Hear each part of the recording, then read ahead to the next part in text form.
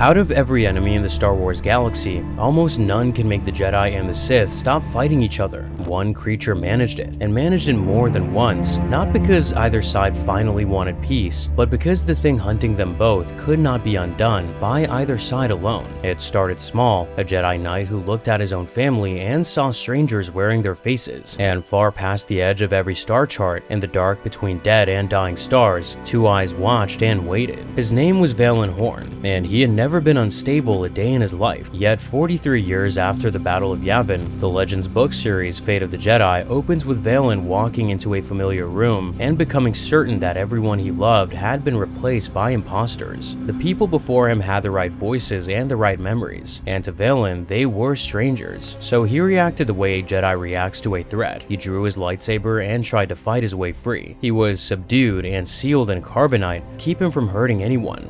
The healers expected an answer. They did not find one. Within weeks, Valen was no longer the only one. His sister Gisela collapsed into the same waking nightmare. So did the Jedi Seth Helen, and then others, each one suddenly convinced that the people closest to them had been swapped for copies. There was no infection anyone could trace, no injury, no shared mission that tied the victims together. The healers of the Order could describe what was happening, yet none of them could say why. For the government of the galaxy, the timing could not have been worse. The Galactic Alliance was already uneasy about the Jedi, and its chief of state, Natasi Dalla, saw an opening. If the Order could not control its own knights, then someone else would. She moved against the man who had led them. Dalla forced Grandmaster Luke Skywalker to answer for the failures of his order, and rather than let the Jedi be torn apart, Luke accepted a sentence of exile. He would leave Coruscant, the city that covered an entire world and was the galaxy's capital, and he would take his son Ben with him. The official charge was that he had failed to stop a Jedi from falling years earlier. The real mission was quieter. Luke meant to retrace the steps of that fallen Jedi and learn what had truly twisted him, because the same darkness now seemed to be reaching into other minds. That search would lead father and son towards the one detail every broken knight had in common. Each of them had been a small child in the same hidden place. Years before, during a galaxy-wide war against invaders from beyond known space, the youngest Jedi had been sheltered far from the fighting, tucked away inside a cluster of dying stars called the Maw. They had been kept safe there. Something in that place had been waiting. Deep inside that cluster of dying stars, Luke Skywalker finally saw the thing he had been chasing. The Maw was not a place starships were meant to survive. Black holes tore at every course, and light itself bent and broke around them. Yet the trail of the broken knights led here, bringing Luke face to face with what lived inside. She did not look like a warlord or a queen. She looked wrong. Her mouth stretched far too wide across her face, from one ear to the other. Her arms were short and stubby, and where her fingers should have been, thin tentacles curled and reached. Worst of all were her eyes, sunk deep into her skull, shining out of the dark like two tiny stars dropped into a pair of black wells. This was Abaloth, and her true face was never the one she chose to show. She had no shape of her own. She could wear other people, slipping into their bodies and stealing their forms,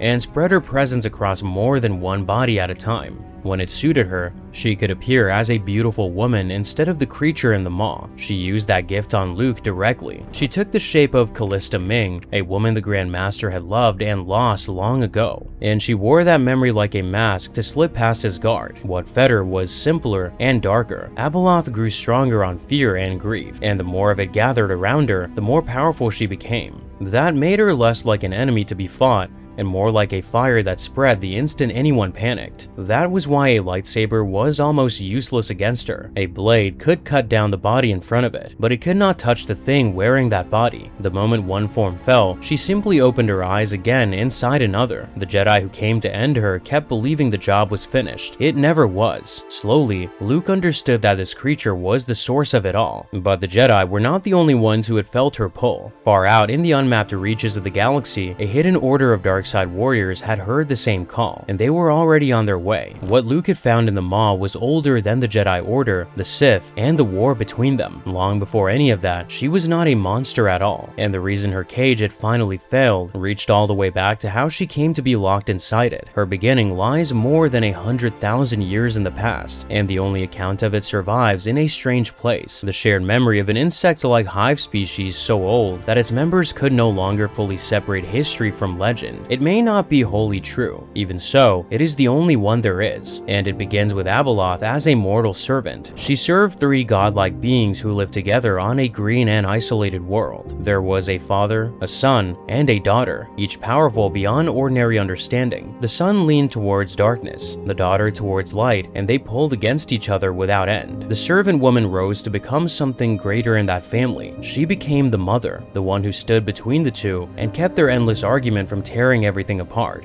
There was only one problem. She was mortal, and they were not. The beings she lived among would never grow old, but she would. She was afraid of her own ending while her family stayed young forever, and that fear drove her to do the one thing she had been forbidden to do. On that world stood 2 wellsprings of raw force power, a font of power, and a pool of knowledge, set apart from everyone and meant only for the family that ruled there. She was not allowed to drink from them, but she drank anyway. One reading is that what she truly feared was being left behind, watching her family go on without her. Nothing confirms that that was her only reason. The power she stole was never meant for a mortal body, and it did not make her a god. It hollowed her out and remade her into the creature that would one day haunt them all. When her family discovered what she had done, they left her. The father gathered his children and departed. She was left with nothing. No family, no purpose, no way back. They sealed her away inside that same cluster of dying stars, in a cage strong enough to hold a being who could not truly be destroyed. For a very long time it held, but whenever the balance of the force shifted across the galaxy,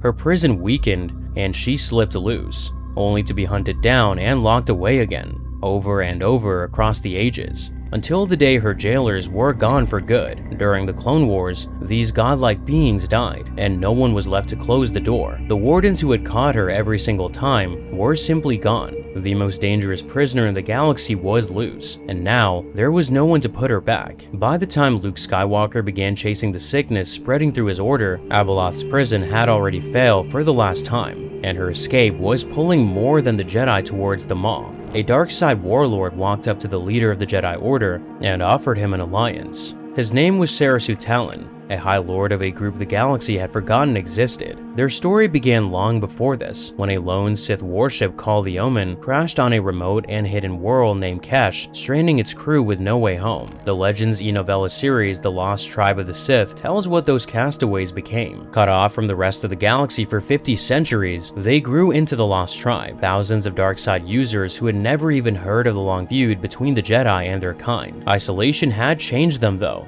Unlike most Sith, with the betrayal built into the way they live, turning on each other the instant it served them, the Lost Tribe had learned something different. To survive on Kesh, they had learned to cooperate. They were pulled into the hunt by a young woman and a living ship. Her name was Vestara Kai, an apprentice of the tribe. Their ship was an ancient sphere that served the darker path and answered Abaloth's call. When that sphere fled towards the creature, the Lost Tribe sent warriors after it, and one of those missions ended when Luke and Ben Skywalker captured Vestara. For the first time, the Jedi and the Lost Tribe were in the same room, measuring each other. He told Luke they shared an enemy, and he was lying about why. Talon claimed that Abaloth was driving the tribe's own apprentices into the same waking nightmare that gripped the Jedi, so the two sides should join forces to put her down. The fate of the Jedi series lays out the truth underneath. The tale of suffering apprentices was an invention, a hook to pull the Skywalkers into an alliance. What the Dark Lords actually wanted was to find Abaloth, seize her power for themselves,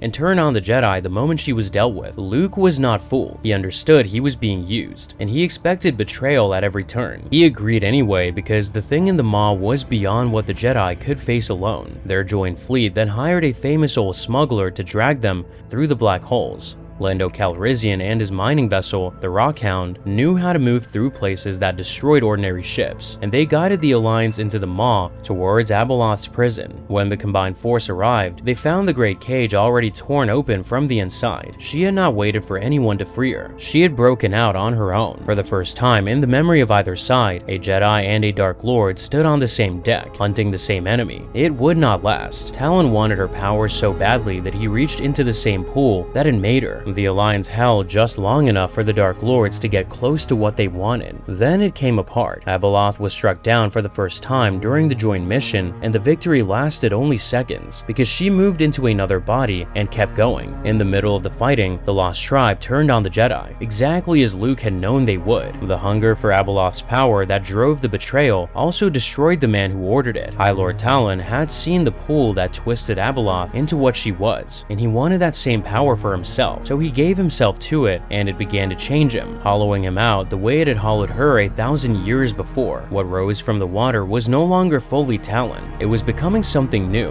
and something monstrous. It was his own apprentice, Vestara Kai, who ended him before the change was complete. Meanwhile, Luke found a way to wound Abeloth that no blade can match. Long ago, when she first wore Callista Ming's face, she had not simply copied it. She had taken the woman into herself, swallowing Callista whole, and a piece of that lost soul had been trapped inside her ever since. Luke reached the creature and pulled Callista free. Separating that trapped soul let Callista finally rest, and it tore a living piece away from Abeloth herself, leaving her weaker than before. She escaped, but she did not escape whole. She turned on the Lost Tribe and burned their home to the ground. Abeloth descended on the world the survivors had built over 5,000 years and tore their capital apart, ending millions of lives. Among them was Vestara's mother. The dark side users who survived did not all get away. Many were bent to her will instead, turned into the servants of the very same creature they had set out to control. There was no kind of death she could not walk back from. There was only one way left to stop a thing like that, and that was to strike every part of her, everywhere, at once. By the time anyone realized the most powerful leader in the galaxy was the creature, she was already sitting at the center of it. Abaloth did not march on Coruscant with a fleet. She walked in wearing a face, just as she had worn Callista. She took over the body of a respected senator, sinking into the woman and pushing her aside until nothing but Abaloth looked out through her eyes. Assuming the life she stole, she climbed through the government until she held its highest seat, Chief of State of the Galactic Alliance, the most powerful office in known space. The galaxy's own government was now being run by the thing the Jedi had been hunting across the stars, and almost no one knew. Her grip on the government did not stay hidden for long. When the Jedi finally moved to drag her out of power, she did not go quietly. She reached into the planet itself and tore at it, splitting the ground open and pulling fire up from below, a deliberate act of ruin meant to drown her enemies in panic and death. Before it was over, the toll among ordinary people on that single world reached into the billions. Then she reached for the two young people she wanted most. Abaloth seized Ben Skywalker and Vestara Kai and carried them to her own world. She had lost a family once, a son and a daughter she could not keep, and now she meant to make new ones. She intended to remake the two of them into a new son and a new daughter, with herself restored at the heart of a family she would never lose again. Ending her meant striking every body she occupied at the same instant. Because she could leap from one body to the next, striking a single form had never worked, so the final blow came in 3 places at once. One of her bodies was brought down inside the Jedi Temple on Coruscant. Another fell out the font where her power began, struck by Ben Skywalker, and Luke went after the last and deepest part of her, the core of her being, in a shadowed place beyond the edge of the living galaxy. He did not make that final stand alone, and the help came from the one direction no Jedi would expect. By then, the Lost Tribe's alliance was long dead, shattered, and turned. Yet at the very end, another Dark Lord stood beside Luke against her, a Sith named Darth Krayt, a warrior who would one day forge a Sith order of his own and nearly conquer the galaxy with it. For this one fight, the future tyrant and the Jedi Grand Master stood back to back, finishing the one enemy neither could face alone. 3 bodies fell in the same breath, and still, standing in the silence that followed, Luke Skywalker did not believe for a moment that she was truly gone. The galaxy called it a victory. The Jedi knew better. They had watched her fall too many times to trust a body lying still. So even with Abaloth gone, Luke Skywalker sent a team of his knights out on a quiet mission, searching for a weapon out of the oldest legends, the one blade said to be able to end her for good. They acted like people who knew the door had only been closed, not locked. What she left behind was a galaxy that had done something it was never supposed to do, twice. To face her, the Jedi had stood beside an order of dark side warriors, and at the very end, beside a single Dark Lord, because the alternative was worse, and the cost of beating her was carried in the people it broke. Vestara Kai, the young woman who had fought alongside Ben Skywalker through all of it, turned away in the end, choosing the darker path and vanishing back into the shadows she came from. She belonged to neither side, fed on the fear of both, and could only be stopped when the 2 oldest enemies in the galaxy stood together to do it. Even then, all they truly managed was to make her way somewhere past the last of the dying dying stars, 2 points of light still watched and waited. Everything Abaloth was before this, and everything she became after, is its own long story. Her complete telling traces the servant who feared growing old, the goddess she twisted herself into, and the thing the galaxy could never quite keep buried. As for the man who finally stood against her, lived a far longer life. Luke Skywalker's full journey through the Legends universe chronicles every triumph and every loss across 3 years that led him to her.